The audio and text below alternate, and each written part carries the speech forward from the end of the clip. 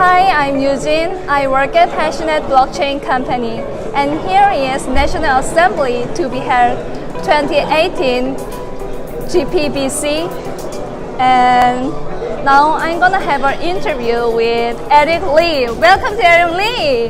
Thank you. Hi. Okay, I'm gonna start first. Could you introduce yourself briefly?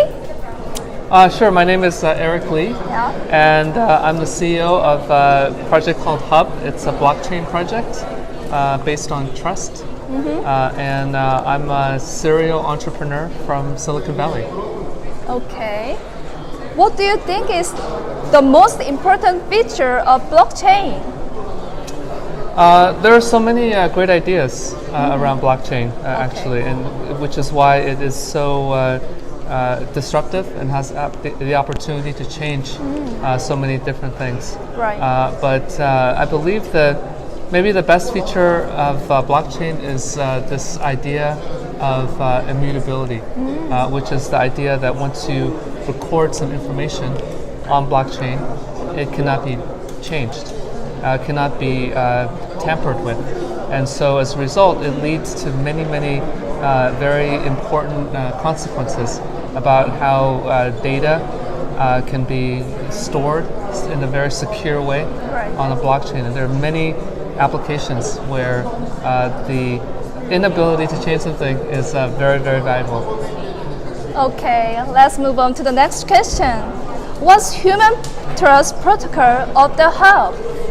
Yeah, so Hub is a project around what we call human trust. And the idea is that the people around the world have really come to depend on the internet to have interactions and have transactions with each other. And the ability to have trust with other people is a very important concept, because once people trust each other, then they can have deals, they can have transactions, they can have relationships. And so the more that we can create trust for people using the internet or on the internet, the more kind of economic value this technology called the internet that we rely on will have. And so blockchain is really an enabler to make that happen in the future. Okay, there are different types of credit required for each field. So how can Hub prove our credit? The idea behind Hub is that first we need to collect all the information that credit scores can be based on into hopefully one place, into the blockchain.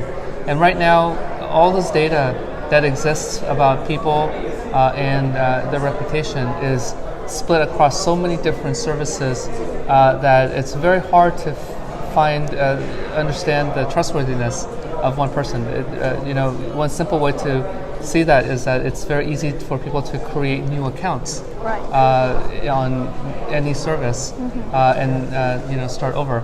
And sometimes it's good to do that, but a lot of times there's reason to understand the history of people as well. And so by bringing together all of this information onto the blockchain and allowing people to share the portions that they want, it gives them a lot of ability to be trustworthy to other people. So we want to first collect the information, and then we want to use technologies like AI to score that data. And the scoring can actually take place in many different ways, depending on the situation. So in some cases, the data is interpreted positively. In some other cases, the data is interpreted, negatively.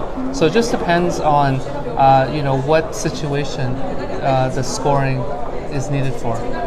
Wow. Okay. This is the last question.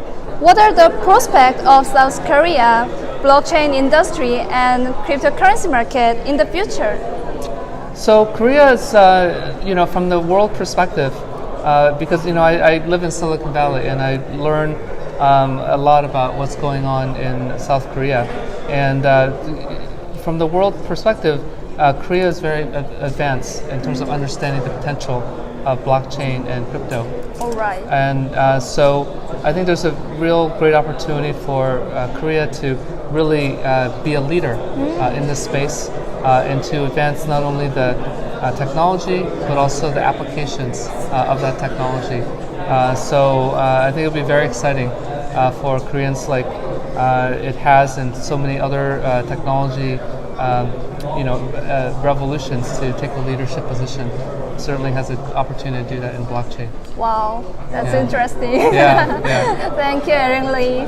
My pleasure. Yeah, it is good time with you.